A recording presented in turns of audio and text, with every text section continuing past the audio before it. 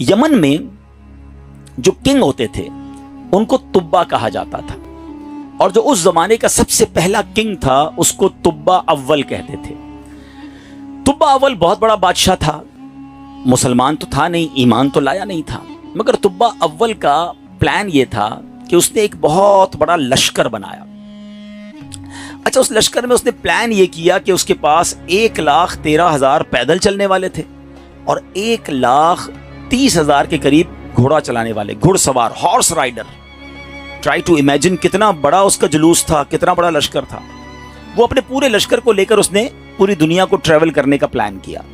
اچھا، وہ جس شہر میں جاتا سارے شہر کے لوگ باہر آ جاتے، ڈر بھی جاتے، روب میں بھی آ جاتے کہ اتنا بڑا جلوس لے کر ہی آیا ہے، اس کا استقبال بھی کرتے، اور ہر شہر سے وہ 10 اسکالرز، ان کے 10 علماء اپنے ساتھ لے جاتا۔ اتنا لانگ ٹرپ ہو گیا کہ اس کے پاس 4,000 علماء ہو گئے۔ اب انڈرسٹینڈ کریں کہ کتنے شہروں میں وہ گیا ہوگا، 4,000 علماء جمع ہو گئے۔ اب وہ ٹریول کرتے کرتے کرتے مکہ پاک پہنچا۔ اچھا، مکے جب وہ انٹر ہوا تو مکے کے لوگوں نے کوئی اس کو رسپیکٹ نہیں دی، کوئی اس کا استقبال نہیں کیا، اور کوئی جناب اس کا کوئی روب بھی نہیں پڑا۔ تو اس نے اپنے وزیروں کو بلایا کہ یہ کیسے لوگ ہیں، یہ شہر کیسا شہر ہے، نوبڈی کوئی استقبال بھی نہیں ہوا، کوئی ہمارا روب بھی نہیں ہے، کوئی دبدبہ بھی نہیں ہے، ٹیک کیئر بھی نہیں کیا انہوں نے ہمیں۔ تو اس کے وزیروں نے بتایا کہ بات یہ ہے کہ یہ مکے والے جو ہے نا، ان کے پاس ایک بہت کمال کی عمارت ہے جس کو یہ کعبہ کہتے ہیں، اور یہ کعبے کا طواف کرتے ہیں۔ کعبے میں انہوں نے بت رکھے ہوئے ہیں۔ آپ کو یاد ہوگا کہ نبی پاک کی آمد سے پہلے کعبے میں تو بت تھے، تو یہ کعبے کی رسپیکٹ کرتے ہیں، باقی کسی کو گھاس واس نہیں ڈالتے۔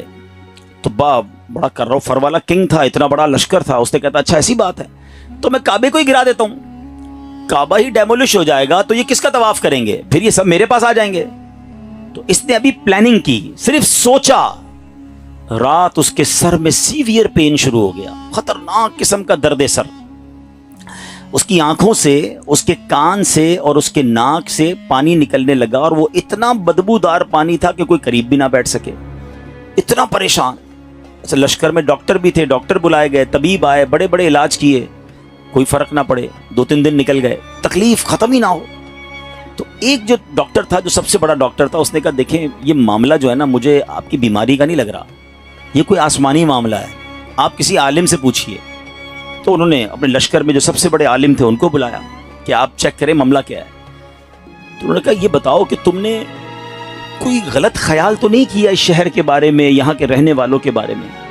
اس نے کہا ہاں، میں نے تو پلان کیا تھا کہ کعبہ گرا دوں گا، یہاں کے مردوں کو قتل کر دوں گا، عورتوں اور بچوں کو قیدی بنا لوں گا۔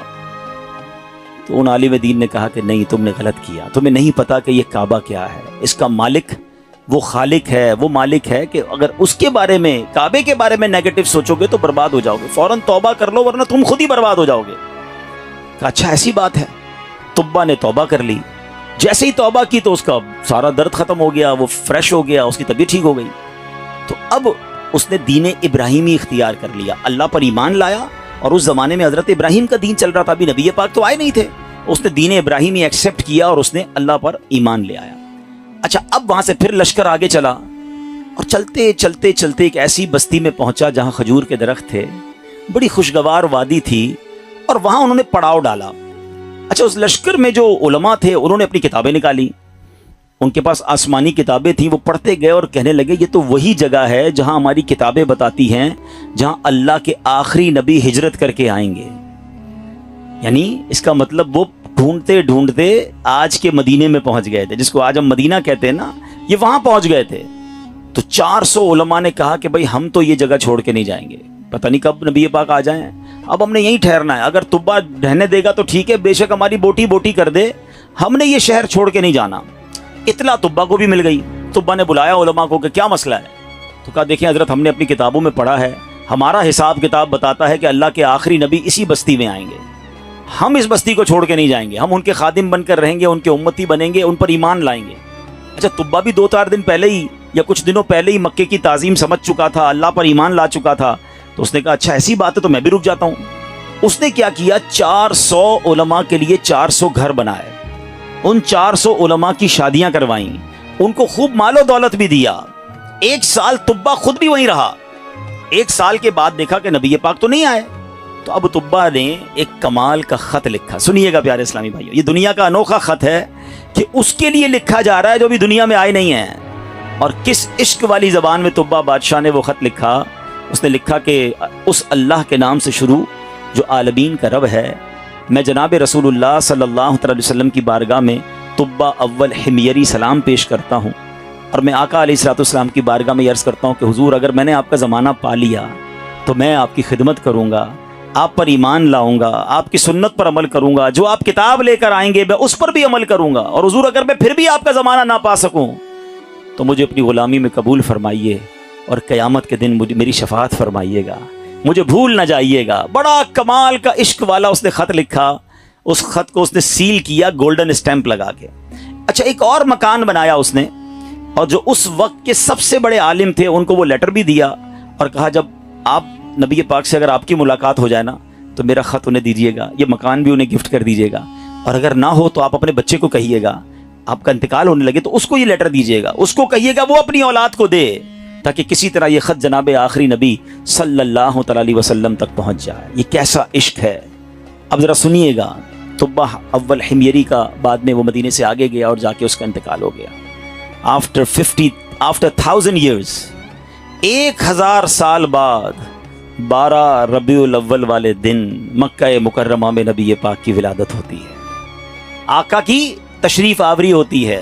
نبی پاک 53 سال مکے میں گزارتے ہیں, اور اس دوران حضرت مصعب بن عمیر صحابی رسول ہیں, ان کو پیارے آقا مدینے بھیجتے ہیں کہ وہاں جا کے اسلام کی دعوت دو. مدینے میں تو فوراً اسلام پھیلنا شروع ہو گیا.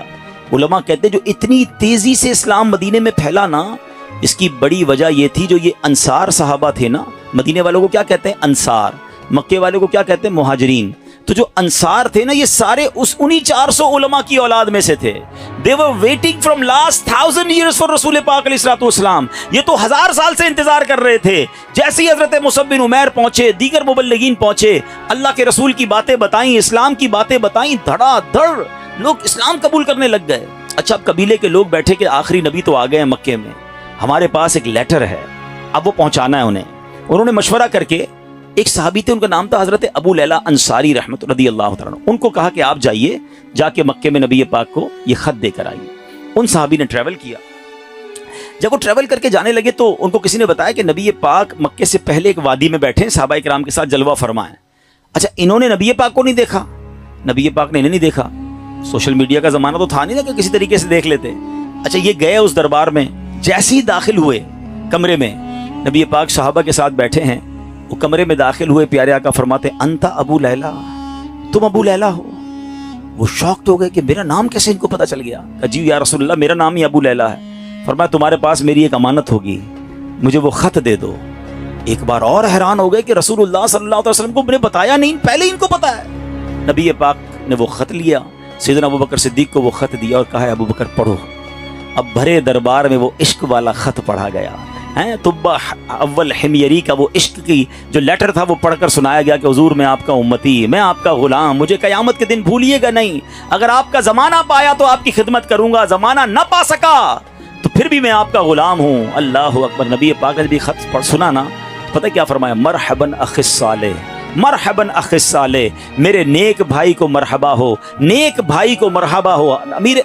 پیارے آقا علیہ الصلوۃ والسلام نے اس بادشاہ کو نیک بھائی کہہ کر پکارا. اچھا, اب ابو لیلہ انصاری تو حیران پریشان, نبی پاک پر کلمہ پڑھا, مسلمان ہوئے کہ ان کو مجھ سے پہلے پتا ہے کہ یہ میرے دل میں کیا ہے اور میں کیا لے کر آیا ہوں. واپس گئے, اپنے شہر والوں کو بتایا کہ بھائی میں تو ان سے مل کر آیا ہوں جو تو غیب کی خبریں دیتے ہیں. اچھا, بہرحال اب نبی پاک نے مکے سے مدینے سفر اختیار کیا. اچھا, مدینے والوں کو انتظار تو بڑا تھا کہ پیارے آقا مدینے آئیں گے. اچھا, نارملی 7 days کا ٹریول ہوتا تھا. اگر مکے سے کوئی اونٹوں پر یا گھوڑوں پر نکلتا تھا نا, it's take almost 7 days to travel. اب آج کل تو ہم 4 گھنٹے میں پہنچ جاتے ہیں, بڑے اچھے روڈ بن گئے.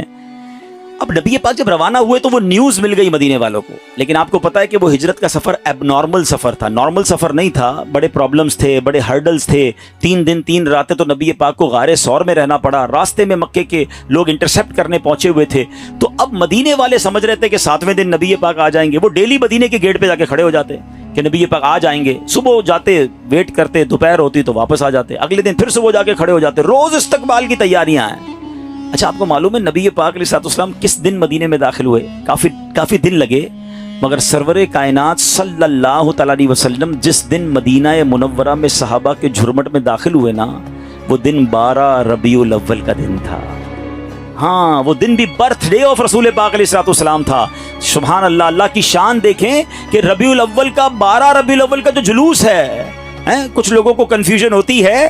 اللہ اکبر، میرے آقا جو مدینے میں داخل ہوئے تو صحابہ بھی ہیں اور خود پیارے آقا بھی ہیں، بلکہ ایک صحابی کہتے ہیں حضور بغیر پرچم کے کیسے داخل ہوں گے؟ آپ جا رہے ہیں تو شان و شوکت کے ساتھ داخل ہونا ہے۔ اپنا امامہ اتارا، تلوار پہ لگایا، اسے پرچم بنایا، اور جب مدینے میں داخل ہوئے تو ہر طرف سے صدائیں ہیں مرحبا یا رسول اللہ۔ بچیاں تیار ہو کر آئی ہیں، بچے تیار ہو کر آئے ہیں۔ عرب کے لوگوں کا دستور تھا جب کوئی بڑا ایونٹ ہوتا تھا وہ اپنا مخصوص لباس پہنتے تھے، اپنی تلواریں لگاتے تھے، بلکہ اب بھی اگر آپ دیکھیں ان کے تہواروں میں ان کے لباس الگ ہوتے ہیں، وہ سب اپنے اس لیول کے لباس پہن کر کھڑے تھے، کیونکہ آج ان کے لیے عید کا دن تھا۔ اور سبحان اللہ، اس وقت بنو نجار کی بچیوں نے سرور کائنات صلی اللہ تعالی علیہ وسلم کا جو استقبال کیا، جس نغمے کو گنگنا کر، جس نعت کو پڑھ کر انہوں نے استقبال کیا، آج بھی مکے مدینے چلے جائیں، کیسٹ کی دکانوں پر جائیں، بلکہ دنیا کے کسی کونے میں جائیں، یہ نعت عربی ہوں، عجمی ہوں، افریقن ہوں یا امریکن ہوں، سرکار کی یہ نعت دنیا بھر میں پڑھی جاتی ہے۔ اور وہ ان بچیوں نے یہ نعت پڑھی تھی جو آج سیرت کی کتابوں میں بھی لکھی ہیں۔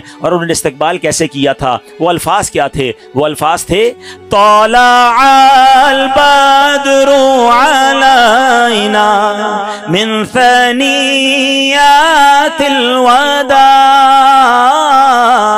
وجب شکر علینا ما دعا للہ داع۔ کیا کہتی ہیں ہم پر؟ چاند طلوع ہو گیا ہے، طلع البدر علینا، 14ویں رات کا چاند طلوع ہو گیا ہے۔ کہاں پر؟ سنیت الوداع کی گھاٹی میں، جس جگہ یہ استقبال ہوا نا اس علاقے کو سنیت الوداع کہتے ہیں۔ اور وجب الشکر علینا، ہم پر واجب ہو گیا ہے اللہ کا شکر ادا کرنا۔ ما دعا للہ دعا، جب تک لوگ اللہ کے لیے دعوت دیتے رہیں گے، یعنی قیامت تک ہم پر اب یہ شکر اللہ کا واجب ہو گیا کہ نبی پاک ہمارے مدینے آ گئے۔ آپ کو پتا ہے مدینے کے رنگ کیسے بدلا، مدینے کی تقدیر کیسے بدلی؟ مدینہ پہلے یثرب کہلاتا تھا، وہاں کی آب و ہوا میں بیماریاں تھیں، جو جاتا بیمار ہو جاتا تھا۔ اللہ اکبر، مصطفیٰ کریم کے قدم تو کیا لگے، مدینے کے غبار میں بھی شفا ہو گیا۔ اب تو بیمار کو کہتے ہیں ٹھیک ہونا ہے تو مدینے ہو آؤ، ہیں جب سے قدم لگے ہیں رسالت مآب کے، جب سے قدم لگے ہیں رسالت مآب کے، جنت بنا ہوا ہے مدینہ حضور کا۔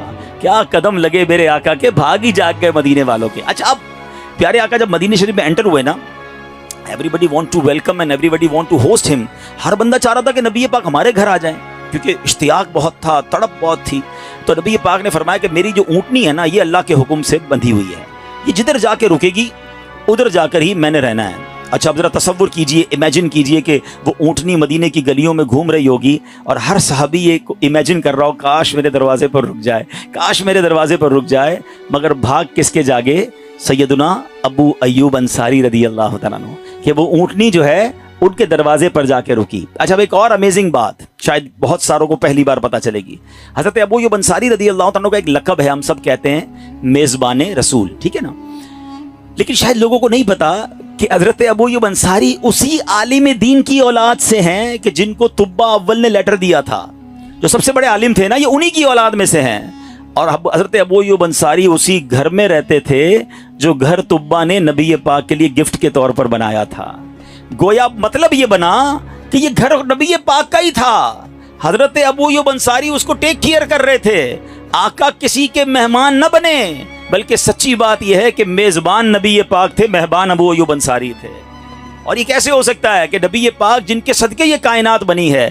امام عشق و محبت اعلیٰ حضرت بڑا کمال کا شعر لکھتے ہیں، آپ فرماتے حضور یہ کائنات جب آپ کے لیے بنی ہے، آپ کی وجہ سے بنی ہے، تو پھر سارا زمانہ تو اس میں مہمان ہوا نا، اصل میزبان تو آپ ہیں۔ آپ کہتے ہیں آسمان خان زمین خان زمانہ مہمان، آسمان خان زمین خان زمانہ مہمان، صاحب خان نالا کب کس کا ہے تیرا تیرا صاحب خواہ نالا کب کس کا ہے تیرا.